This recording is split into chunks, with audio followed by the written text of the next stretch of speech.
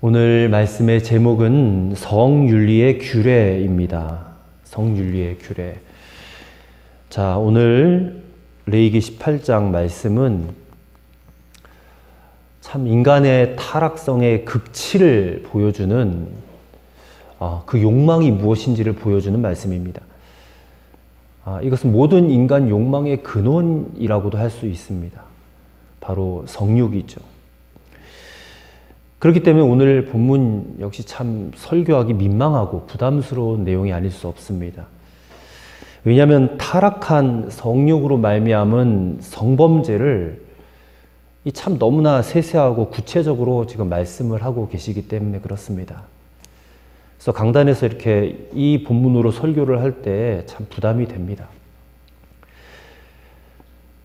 성경을 읽어보면 결코 인간의 어떤 생리적인 욕구나 또 충동들을 죄악시하지는 않습니다.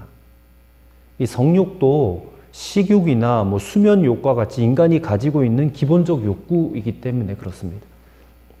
그것은 오히려 인간이 이 땅을 살면서 누릴 수 있는 기쁨과 또 행복의 수단입니다.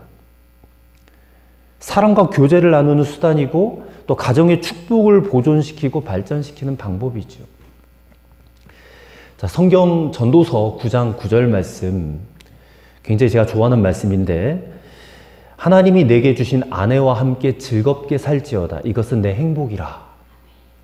전도서 9장 9절 말씀이에요. 9장 9절이니까 외우기도 쉽죠. 하나님이 내게 주신 아내와 즐겁게 살아라. 이게 너의 행복을 위해서 내가 주는 선물이다. 하나님 그렇게 말씀하셨어요. 또 신약 성경 히브리서 13장 4절에도 혼인을 귀히 여기고 침소를 더럽히지 말라. 그렇게 말씀하셨습니다. 그러니까 하나님께서 남자와 여자를 만드셨고 창조하셨고 결혼하게 하셨어요. 그렇게 해서 가정을 이루게 하셨습니다. 그래서 하나님께서 정하신 법이에요, 이거는. 그래서 그 법도 아래서 가지는 성적인 어떤 생활들은 신성한 것입니다. 또 하나님이 원하시는 것입니다. 그러나 하나님이 정하신 법도를 무시하거나 또 그 선을 뛰어넘어버리면 그는 죄가 되는 것입니다. 하나님을 모욕하는 것이고 또 심판을 불러오게 되는 것이다. 그것을 오늘 본문이 말씀하고 있는 것입니다. 그래서 오늘 말씀 우리가 하나님과의 관계에 있어서 반드시 지켜야 할 성윤리의 규례를 말씀하고 있습니다. 오늘 본문을 세 부분으로 구성할 수 있는데, 구분될 수 있는데, 먼저 1절부터 5절까지는 애굽 땅의 풍속을 따르지 말고 하나님의 법도와 규례를 행하라. 6절부터 23절까지의 말씀은 이제 각종 성범죄에 대한 경고의 말씀을 다루고 있고, 24절부터 30절까지는 그 성범죄에 대한 심판의 메시지를 담고 있습니다. 그래서 저는 오늘 본문의 말씀을 통해서 이 시대를 살아가는 우리 모두에게 성적인 문제에 대해서 주시는 영적 교훈을 함께 나누도록 하겠습니다. 첫째로 하나님께서는 우리가 하나님의 백성다운 삶을 살아가기를 원하고 계시다는 것입니다. 자, 이스라엘 백성들이 애굽 땅에 들어가서 몇 년을 살았습니까? 400년. 또 430년 이렇게 살았다고 성경은 기록하고 있어요. 때문에 애굽 땅에서 살아왔던 그 긴 세월 동안 그 애굽의 풍속이 자연스럽게 이스라엘 백성들의 삶에 영향을 끼칠 수밖에 없었을 것입니다. 400년 또 430년이 어마어마한 시간 아닙니까? 아무리 그들이 하나님의 백성으로 인침을 받았다 할지라도 애굽 땅에서 살아왔던 세월이 주는 영향은 무시할 수가 없는 것입니다. 그들의 생각과 삶에 애굽의 풍속이 깊게 물들어 있는 거예요. 그들이 출애굽해서 틈만 나면 애굽으로 다시 돌아가자 그러잖아요. 불편한 게 있고 먹을 게 없고 마실 게 없고 막 그러면 왜 괜히 애굽 땅에 잘 살고 있었는데 불러내어가지고 우리를 이렇게 고생을 시키냐. 어서 빨리 애굽으로 돌아가자. 그렇게 말했던 모습을 보면 얼마나 그들이 애굽의 삶에 깊이 물들어 있었는지 이해가 돼요. 그러나 하나님께서는 그들의 처지를 이해하시고 용납하시는 분이신가? 절대 아니라는 것입니다. 물론 그들의 처지는 알고 계시죠. 얼마나 저들이 힘들까, 괴로울까, 그건 알고 계시지만 더 중요한 목적이 있기 때문에 왜 그들을 출애굽시켰습니까? 그들을 하나님 백성으로 만들려고, 그리고 하나님 백성다운 삶을 살게 만들려고, 그거를 지금 요구하시기 위해서 레위기를 주시는 거거든요. 레위기를 읽어보면 우리는 하나님의 성품을 분명히 깨달을 수 있어요. 하나님의 성품은 거룩한, 또 공의로운 성품이에요. 그러니까 하나님의 백성들이 하나님의 그 성품을 닮아가야 된다는 것입니다. 하나님의 백성으로 불러내었는데 여전히 애굽의 풍속을 따라가요. 그럼 말이 안 된다는 거 아닙니까? 아무리 430년 살아서 그 삶이 익숙하고 즐겁고 또 좋았어도 이제 하나님의 백성으로 불러내었기 때문에 그 익숙하고 즐거웠고 좋았던 세상의 풍속을 끊어내야 된다는 거예요.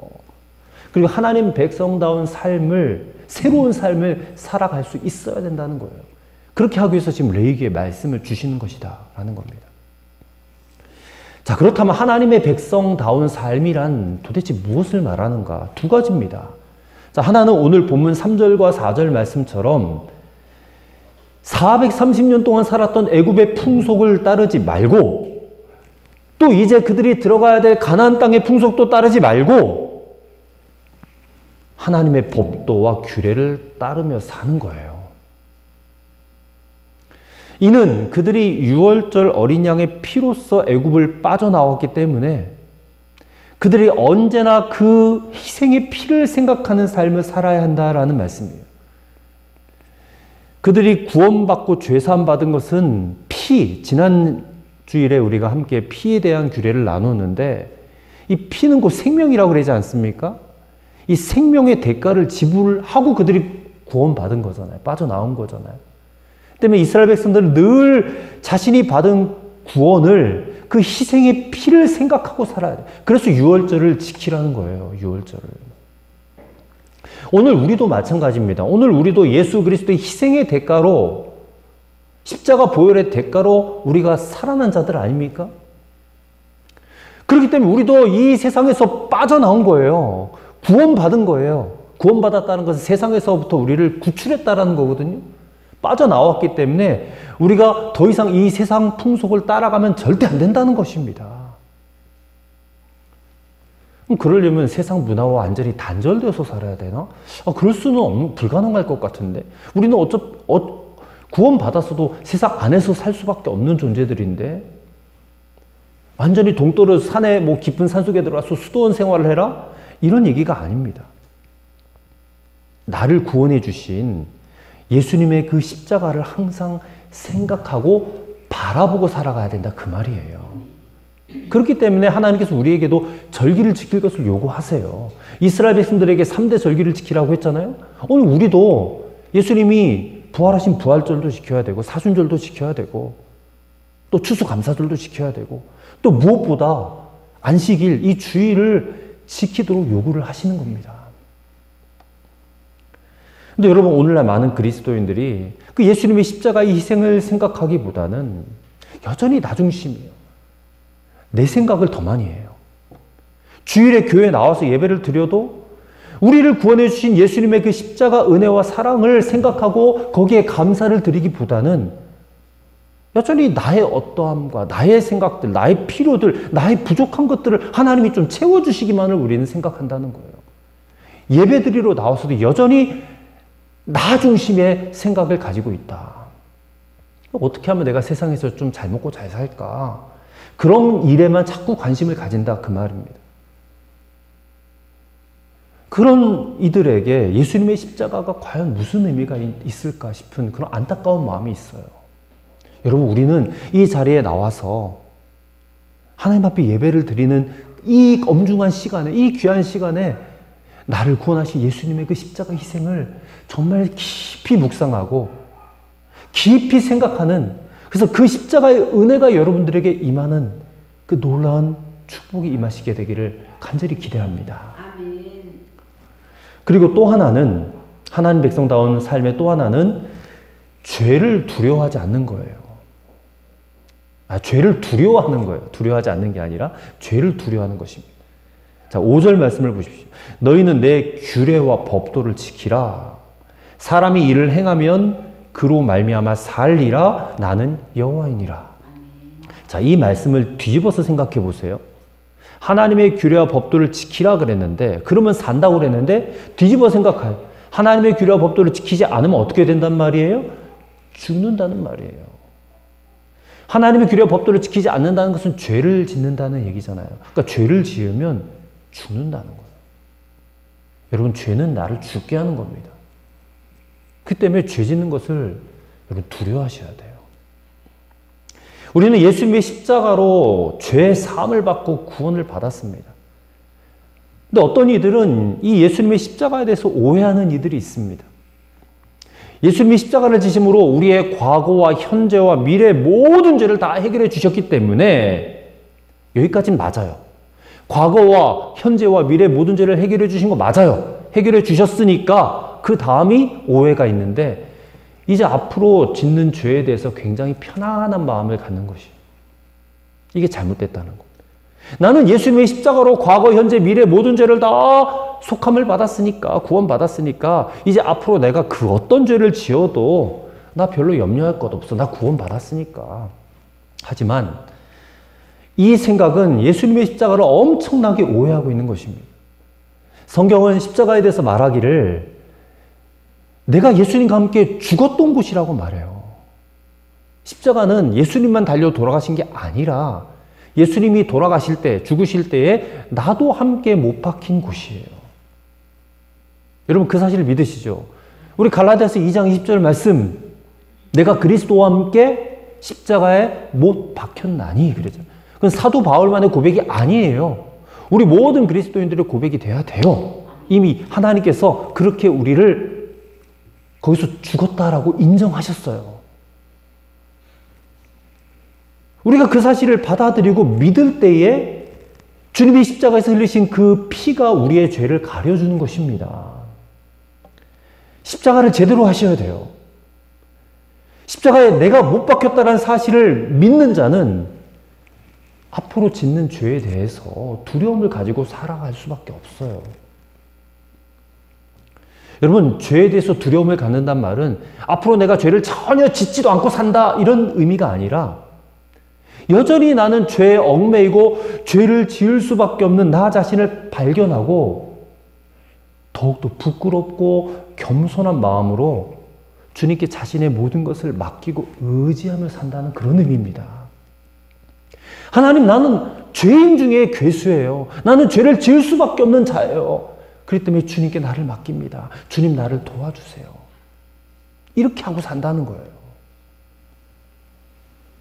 그리고 십자가를 내가 진정으로 알았기 때문에 그 죄로부터 떠나려고 애쓰지 않겠어요? 애를 쓰고 살겠지요.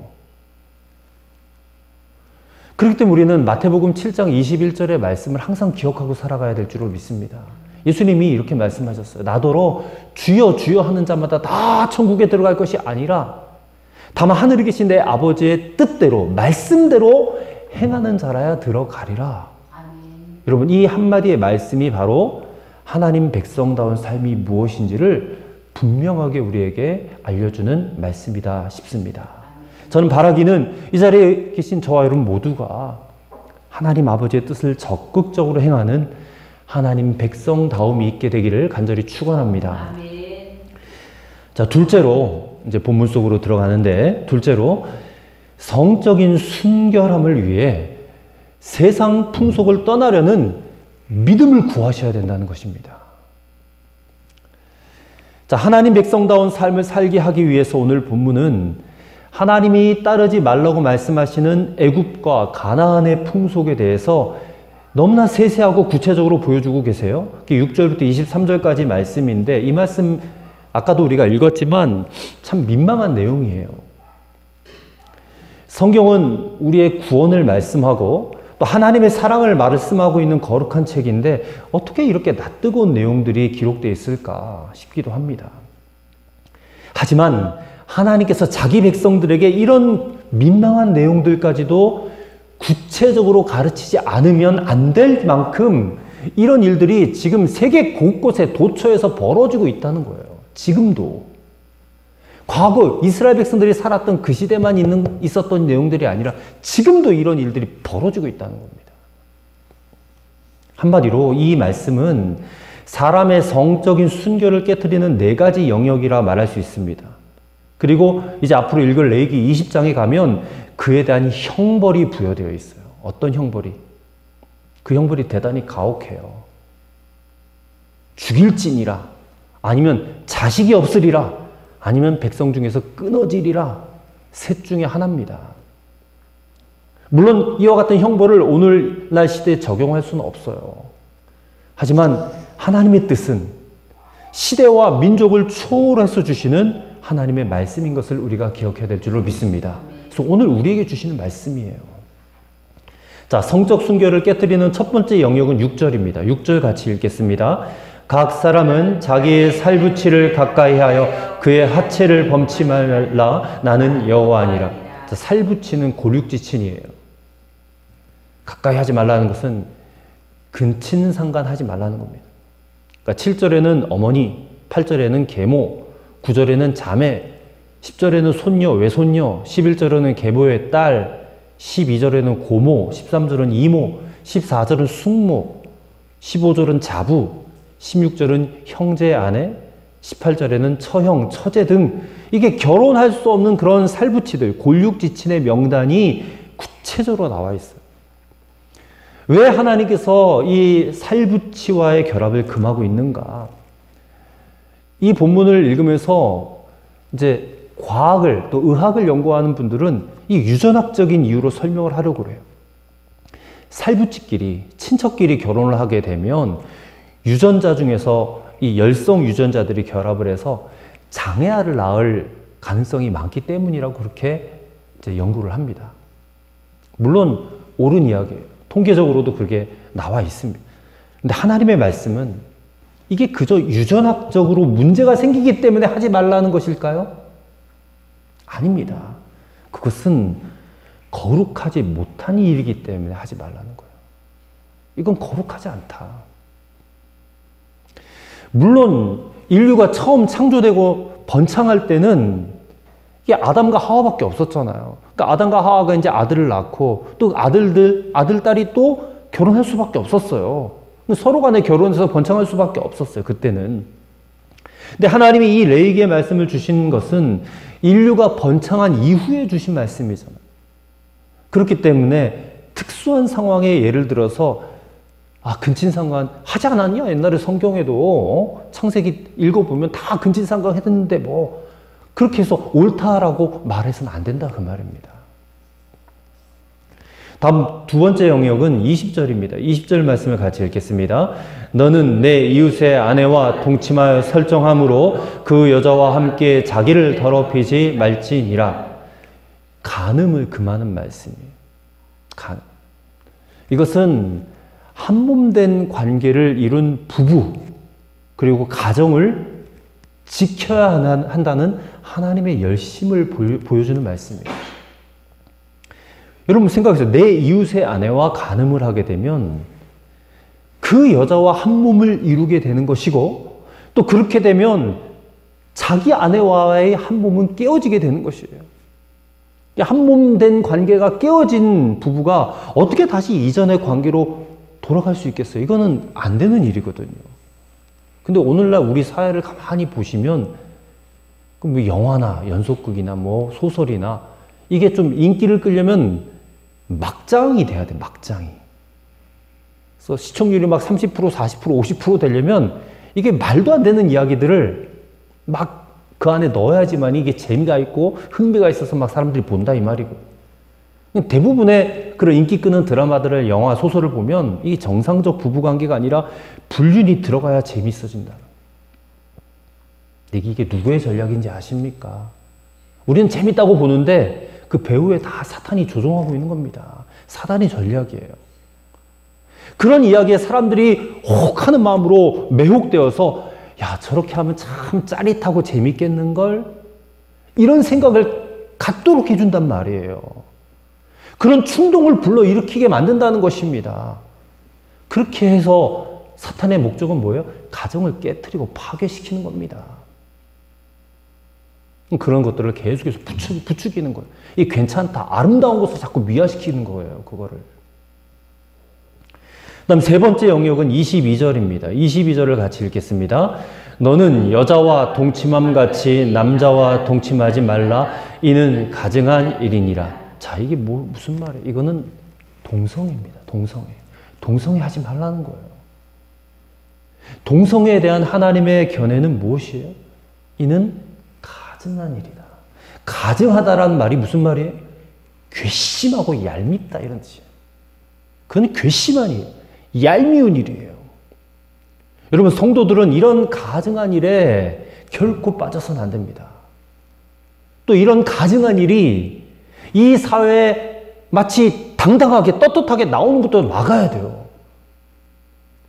그것이 권리가 되고 합법이 되어가지고 우리 사랑하는 자녀들이 저렇게 하는 것도 괜찮은 건가 보다, 이런 생각을 주는 사회 분위기, 기독교가 생명 걸고 목숨 걸고 막아야 돼요. 그래서 동성애를 합법화하려는 시도가 얼마나 많이 있었는지 여러분 잘 모를 겁니다. 근데 그때마다 교회가 앞장서가지고 그걸 막아냈거든요. 그래서 아직까지 동성애가 합법화되지는 못하는 겁니다. 근데 저 서구 유럽이나 미국이나 대부분의 나라들은 다 동성애가 합법화됐어요. 동성 결혼이 합법화되고 남자가 부부를 이루고 살고 여자가 부부를 이루고 사는 것도 다 합법화 시켜놨다는 거예요. 근데 하나님 보시기에 가증한 일인데 그걸 합법화 시켜놓으면 어쩌란 말이에요. 마지막 네 번째 영역은 23절입니다. 23절 같이 읽겠습니다.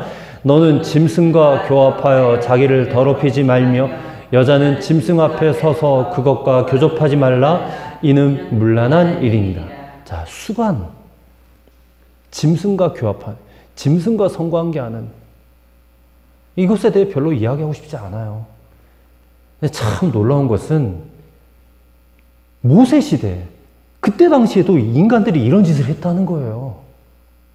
지금부터 한 5,000년 전의 일인데, 4,000년, 5,000년 전의 일인데, 그것에 대해서 하나님이 이렇게 구체적으로 말씀하셨다는 게 놀랍지 않습니까, 여러분? 도대체 인간이 얼마나 부패하고 타락하면 짐승하고 그런 짓을 합니까? 이게 애굽과 가나안의 풍속이었다는 거예요. 애굽과 가나안의 풍속. 음란한 성문화가 깊게 자리 잡고 있는 그런 풍속이에요. 사람이 할 수 있는 짓이 아니잖아요. 이 짐승만도 못한 그런 음란함의 풍속이 그 땅을 지배하고 있어. 때문에 이스라엘 백성들은 하나님이 택하신 제사장 나라 백성으로서 이런 음란한 풍속들을 쫓아 살아서는 안 된다. 레위기는 당신 백성들을 향한 하나님의 강력한 성결을 요구하고 있는 말씀으로 받으셔야 될 줄로 믿습니다. 지금도 오늘날 우리가 하나님 백성이잖아요. 우리가 영적 이스라엘이잖아요. 그럼 우리를 향한 하나님의 요구는 다르겠습니까? 똑같아요. 동일합니다. 우리가 사는 이 세상도 이와 같은 일들이 버젓이 일어나요. 이 본질이 애굽이나 가나안의 풍속과 다르지 않아요. 오히려 더 나가면 더 나갔지. 음란함이 판을 치고 있는 세상이에요. 신약 성경을 보면 음란은 사람의 몸에다 죄를 짓는 일이다 그랬어요. 근데 사실 몸에다만 죄를 짓는 일이에요? 아닙니다. 우리의 정신도, 우리의 영혼도, 그리고 이 땅까지도 더럽히게 만드는 그런 짓입니다. 우리는 이 땅을 떠나 살 수 없는 존재들이지만 이런 세상 풍속에서부터 반드시 떠나려는 그런 결단을 해야 될 줄을 믿습니다. 근데 그 결단을 한다고 우리가 떠날 수 있을까? 하나님 믿음 주셔야 돼요. 이 말씀이 믿어지고 이렇게 하면 나는 죽는다라는 그런 무서움과 두려움을 주셔야 돼요. 하나님이. 우리가 그런 믿음을 오늘 구하는 시간이 되기를 바랍니다. 세 번째로 하나님을 위하는 일이 곧 나를 위하는 일이다라는 것을 깨달으시기를 바랍니다. 자, 하나님께서 출애굽시킨 이스라엘 백성들을 데리고 들어가시려는 땅이 어느 땅입니까? 가나안 땅이죠. 근데 오늘 보면 28절을 한번 보세요. 28절을 보시면 그 땅이, 그 가나안 땅이 토하는 땅이래요. 토하는 땅. 자, 이 말씀을 가만히 살펴보면 하나님이 누구 편 같아 보이십니까? 하나님이 이스라엘 백성 편일까요? 아니면 가나안 땅 편일까요? 자, 이 말씀 보면 땅 편이에요. 땅 편. 하나님이 땅의 편에 있는 것 같아요. 이상하지만 그렇게 보여요. 우리 생각에는 땅보다 백성들을 더 아끼고 사랑하실 것 같은데 하나님은 오히려 땅 편에서 땅에 더 관심을 두고 계신 것 같아요. 자, 25절에도 보시면 하나님께서 가나안 땅 주민들을 쫓아내셨다라고 말씀하고 있는데 이것은 이스라엘 백성들을 너무 사랑하시기 때문에 이스라엘 백성들을 그 땅에 꽂아 넣기 위해서 가나안 백성들, 그 불쌍하고 아무것도 모르는 백성들을 쫓아내신 게 아니에요. 왜 가나안 거민들을 쫓아내셨는가? 그들이 너무 더럽기 때문에, 그들이 너무 악하기 때문에 그 땅이 용납하지 않기 때문에 그들을 쫓아내셨다. 그래서 땅이 그것을 토해냈다라고 표현을 한 거예요. 땅이 토해냈다. 근데 이게 가나안에 살고 있는 거민들에게만 해당되는 게 아니라는 겁니다. 이스라엘 백성들을 가나안 땅에 데리고 들어가시려고 하지만 이스라엘 백성들조차 가나안 땅에 들어가서 아무렇게나 살고 하나님의 법도를 살지 않고 음란하게 살고 가나안 백성들처럼 살면 너희들도 토해버리겠다는 거예요. 여러분, 이런 말씀을 들으면 혼돈이 생겨요. 아니, 하나님이 이스라엘 백성들을 사랑하시는 줄 알았는데 아닌가? 땅을 더 사랑하시나? 그럼 하나님은 사랑의 하나님이 아니시잖아. 이런 생각을 하게 돼요. 내심 하나님은 너무하신다 이런 생각도 들어요. 근데 그거는 우리 생각, 우리 입장에서만 생각하기 때문에 그래요. 자, 예를 들어 생각해 봅시다. 만약에 옷을 깨끗하게 세탁을 해서 입는데 그 옷을 왜 깨끗하게 해서 입습니까? 그게 옷 때문에 그래요? 아니면 그 옷을 입는 나 때문에 그래요? 나 때문이죠. 입는 사람 나 때문에. 그 옷 자체를 위해서 세탁하는 게 아니라 그 옷을 입는 사람, 나를 빛나게 하기 위해서 세탁을 하는 거예요. 자, 이게 무슨 뜻인지 아십니까? 지금 이스라엘 백성들은 옷이에요. 옷과 같은 존재. 그리고 지금 광야라는 그 세탁기, 커다란 세탁기 속에 들어가서 40년 동안 마구 세탁을 당하는 거예요. 그렇게 깨끗한 옷이 되어가지고 가나안 땅에 들어온다라는 거예요. 그게 누구를 위해서 그래요? 누구를 위해서? 이스라엘 백성들을 위해서. 옷을 위해서가 아니라는 거예요. 그 이스라엘 백성들을 창조하신 하나님 자신을 위해서 그렇게 하시는 거예요. 하나님 자신의 영광을 위해서 그렇게 하시는 것입니다. 그러니 이 말씀을 읽는 우리들은 지금 하나님의 입장에서 생각해 봐야 돼요. 창조주 하나님이 영광을 받으셔야 그 피조물 된 우리 인간들도 영광을 얻을 수가 있기 때문에 그래요. 거룩하신 하나님은 정결하지 못한 백성들과는 함께 하실 수가 없습니다. 하나님이 함께 하셔야 이스라엘에게 복이 되는데 함께 하시지 못하면 이스라엘에게 복이 안 돼요. 우리도 똑같습니다. 우리가 하나님 믿는데 우리가 정결하지 못하면 하나님이 함께 하지 못하니까 우리에게 복이 임하지 않아요. 우리가 복을 받으려면, 하나님의 복이 임하려면 우리가 정결해야, 깨끗해야, 하나님 말씀대로 순종해야 하나님 우리에게 임하실 수가 있고 그게 우리에게 복이 될 수 있다라는 거예요. 그래서 오늘 하나님은 이스라엘에게 정말 너희 생명 걸고 정결해야 돼. 거룩해야 돼. 그게 하나님의 영광을 위하고 하나님 자신을 위한 일이지만 그게 결국엔 누구를 위한 일? 이스라엘 백성들 자신을 위한 일이기 때문에. 그래야 하나님이 임하실 수 있고 복을 받을 수가 있으니까. 사랑하는 성도 여러분, 오늘 우리는 어떻게 해야 이 땅에서 우리가 토해내지 않고 우리가 토함받지 않고 살아갈 수 있을까요? 자, 30절을 같이 한번 읽어보도록 하겠습니다. 그러므로 너희는 내 명령을 지키고 너희가 들어가기 전에 행하던 가증한 풍속을 하나라도 따름으로 스스로 더럽히지 말라. 나는 너희의 하나님 여호와이니라. 아멘. 계속해서 반복해서 이 말씀을 주고 계시잖아요. 우리를 향한 하나님의 요구는 땅의 풍속을 하나라도 따르지 않는 것. 그러니까 이 말은 죄를 하나도 짓지 말고 살아야 된다 그 말인데, 우리가 도대체 어떻게 죄를 하나도 짓지 않고 살 수 있는가? 우리 생각에는 성도라도, 구원받은 성도라도 어쩔 수 없이 죄 짓고 살 수밖에 없다라고 생각해요. 예수님을 믿으니까 죄를 지을 때마다 회개하면 언제나 용서받게 되는 것이 십자가의 복음의 은혜라고 우리가 생각을 하지 않습니까? 그렇게 살다가 나중에 천국에나 가면 죄 짓는 삶에서 벗어나겠지, 그렇게 생각을 해요. 근데 그렇게 우리가 생각하는 이유가 있다는 것입니다. 그건 우리가 예수님을 믿을 때 속죄함만 받은 게 아니라 그 예수님과 내가 하나 되었음을 내가 믿지 않기 때문인 것입니다. 우리가 예수님을 영접하면 예수님이 내 안에 들어오시고 또 내가 예수님 안에 거하는 이 하나됨의 역사를 우리가 믿어야 돼요. 근데 이게 체험이 돼야 믿어지거든요, 사실은. 여러분, 우리가 아무리 죄에 강한 유혹을 받아도 사람들이 멀쩡히 두 눈 뜨고 있는 그 앞에서는 죄를 짓지 않잖아요. 사람들이 다 나를 쳐다보고 있는 내가 그 앞에서 어떻게 죄를 지을 수 있겠어요? 우리가 운전을 하고 있는데 저 밖에 교통경찰관만 보더라도 괜히 덜컥 마음이 그냥 두려워지잖아요. 내가 혹시 잘못한 게 있는가? 마음이 떨려요, 그런 마음이. 그러면서 전에 내가 교통법규 위반한 생각들도 막 떠오르면서 정신을 바짝 차리게 된다는 말입니다.